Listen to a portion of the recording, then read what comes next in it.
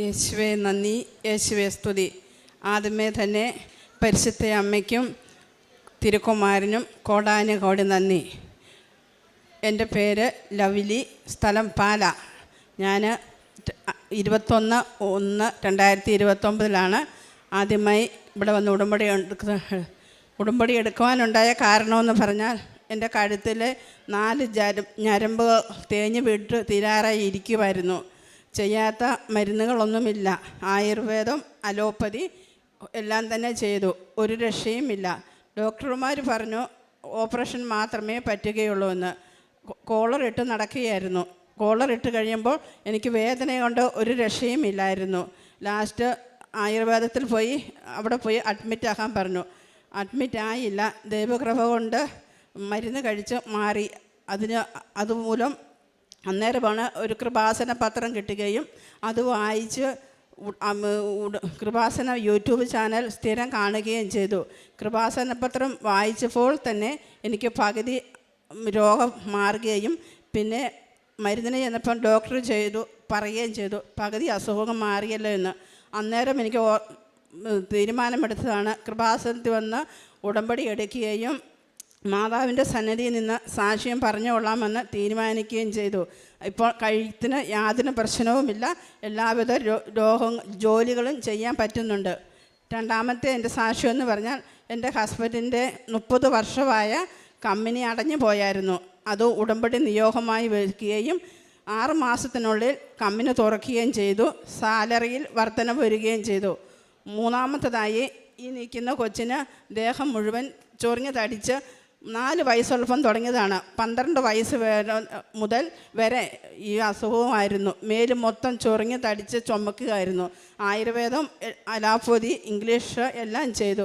Last പരിശുദ്ധ മാതാവിൻ്റെ അഭിഷേക തൈലം പുരട്ടുകയും ഇപ്പോൾ പൂർണ്ണമായി രോഗസൗഖ്യം ലഭിക്കുകയും ഇപ്പോൾ ഒരു മരുന്നുമില്ല. ഈ മോന് 12 വയസ്സ് വരെയും രാത്രിയിൽ അറിയാതെ കിടന്ന് മൂത്രമൊഴിക്കുന്ന ഒരു സ്വഭാവമുണ്ടായിരുന്നു. ഉടമ്പടി നിയോഗം വെച്ച് അതിൽ പിന്നെ ഇതുവരെയും രാത്രിയിൽ അറിയാതെ മൂത്രമൊഴിക്കുന്ന ഒരു അധികം മാറുകയും ചെയ്തു.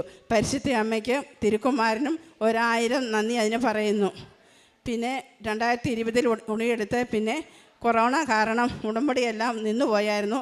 പിന്നെ കൊറോണയ്ക്ക് ശേഷം വന്ന് പുതുക്കുകയും ഉടമ്പടി എടുക്കുകയും ചെയ്തു. അതിൻ്റെ ഫലമായി എൻ്റെ മൂത്ത മകന് +2 കഴിഞ്ഞ് ജർമ്മൻ പഠിക്കണമെന്ന് ആഗ്രഹമുണ്ടായിരുന്നു. ജർമ്മൻ പഠിച്ചതിന് ശേഷം ജർമ്മൻ 2 പ്രാവശ്യം പരീക്ഷ എഴുതി.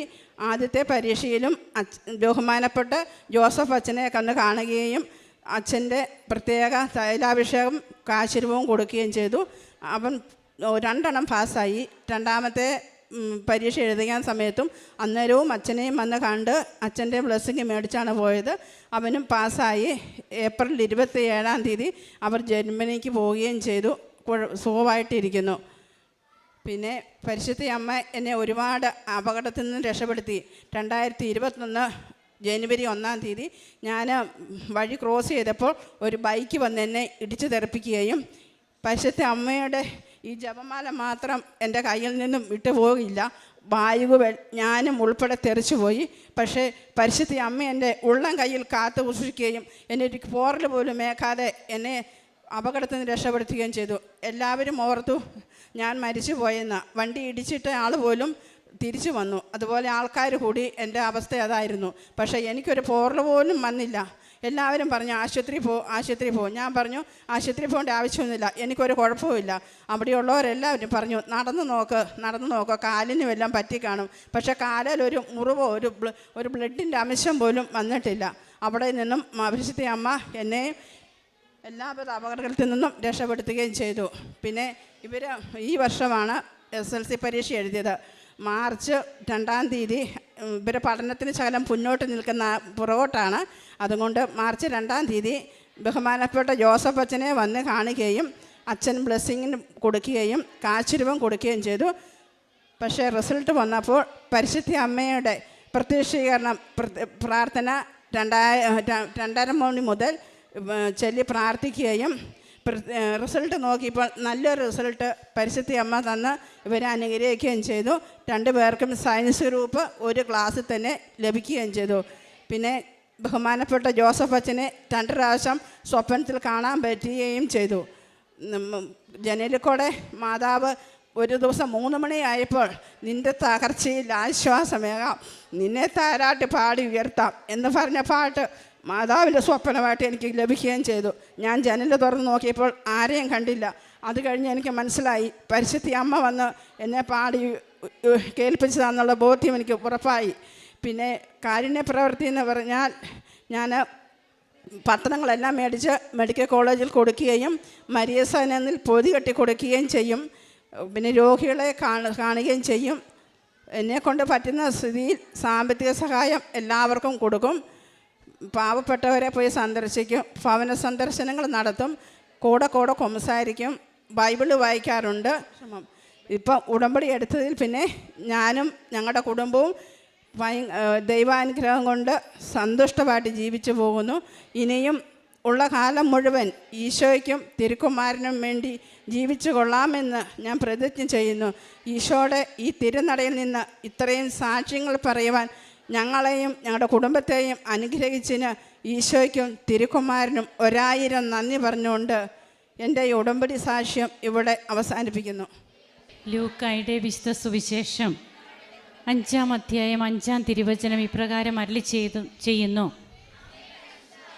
നീ പറഞ്ഞതനുസരിച്ച് ഞങ്ങൾ വലയിറക്കാം. പത്രോസ് കർത്താവിനോട് പറയുന്ന വാക്കുകളാണിത്. അതായത് രാത്രി മുഴുവനും അവർ അധ്വാനിക്കുന്നുണ്ട്, അധ്വാനിച്ചിട്ട് അവർക്കൊന്നും കിട്ടിയില്ല. അപ്പോഴാണ് കർത്താവ് പറയുന്നത് വള്ളത്തിൻ്റെ വലതുവശത്ത് വലയിറക്കുക എന്ന്. അപ്പോഴാണ് പത്രോസ് ഈ വാക്യങ്ങൾ കർത്താവിനോട് പറയുന്നത്.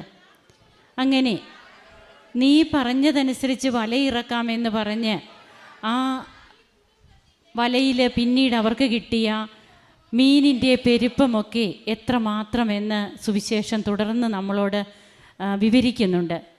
ഇന്ന് തൻ്റെ മക്കളുമൊത്ത് ഇരട്ട കുഞ്ഞുങ്ങളാണ്. ഇവരുമൊത്ത് ലൗലി എന്ന ഈ അമ്മ ഇവിടെ സാക്ഷ്യം പങ്കുവയ്ക്കുമ്പോൾ താൻ ഇവിടെ വരാനുണ്ടായ സാഹചര്യങ്ങൾ, അതായത് തൻ്റെ രോഗസൗഖ്യം തന്നെയാണ് തന്നെ ഇവിടെ കൊണ്ടുവന്നത്. പിന്നീട് കൃപാസന പത്രം, നാം കൊടുക്കുന്ന ഓരോ കൃപാസന പത്രവും അത് വെറുതെ കൊടുക്കുന്നതല്ല. അതിലൂടെ ഓരോ വ്യക്തികൾ, ഓരോ കുടുംബങ്ങൾ അവരുടെ ആ വളരെ പ്രതിസന്ധി ഘട്ടങ്ങളിൽ അവർ നിൽക്കുമ്പോഴാണ് അമ്മ നമ്മോട് പറഞ്ഞിട്ട് ഈ